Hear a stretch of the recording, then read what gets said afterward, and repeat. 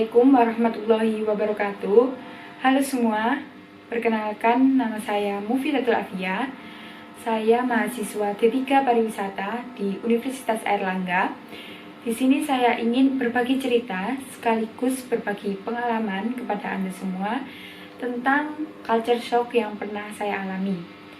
Sebelum itu, saya ingin menjelaskan tentang background dari diri saya.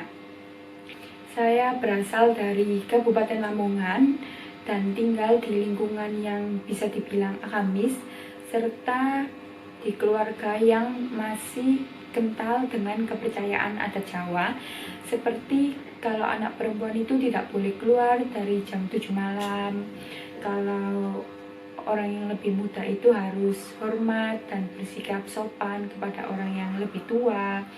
Kemudian masih percaya dengan pamali-pemali yang ada di adat Jawa.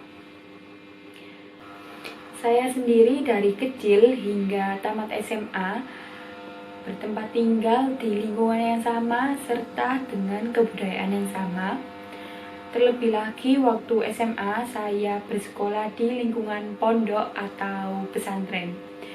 Kemudian saya setelah tamat SMA melanjutkan kuliah di Surabaya, dan mau tidak mau saya harus bertempat tinggal di Surabaya. Waktu tinggal di Surabaya saya mengalami beberapa culture shock. Yang pertama yaitu jam tidur. Ketika waktu tinggal di tempat tinggal saya yang dulu, saya tidur tidak lebih dari jam 9 malam atau jam 10 malam. Kemudian saya berpindah di Surabaya, saya sering begadang sampai subuh.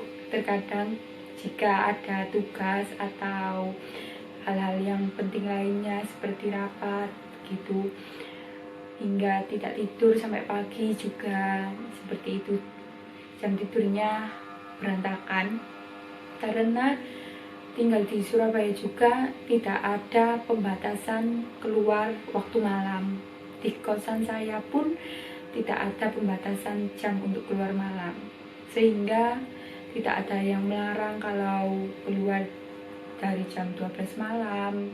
Yang kedua yaitu ucapan atau perkataan jika di lingkungan tempat tinggal saya di Lamongan lebih sedikit sopan atau tidak kasar dibanding dengan orang-orang yang tinggal di Surabaya. Perkataannya itu lebih kasar dan suka berkata miso atau berkata kotor di tempat umum, karena memang seperti itulah budaya yang ada di Surabaya. Waktu awal-awal sih sedikit kayak mengalami culture shock, tapi kemudian setelah beberapa lama tinggal di Surabaya sudah terbiasa dengan orang-orang yang berkata seperti itu di tempat umum. Kemudian yang ketiga yaitu culture shock yang saya alami di Surabaya itu,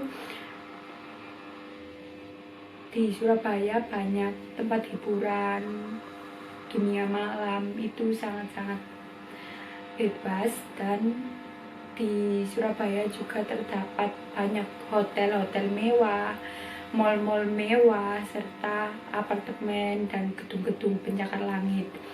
Berbeda dengan di Lamongan yang tidak memiliki mal, apartemen, bahkan gedung pencakar langit seperti itu tidak ada, karena di Lamongan masih banyak tambak dan sawah, dan lapangan pekerjaan di Lamongan memang banyak yang menjadi seorang petani. Berbeda dengan kota Surabaya yang memang merupakan kota metropolis dan kota terbesar kedua di Indonesia. Sekian cerita dari saya. Apabila ada salah kata dan perkataan yang kurang berkenan di hati Anda semua, maka saya mohon maaf yang sebesar-besarnya. Wassalamualaikum warahmatullahi wabarakatuh.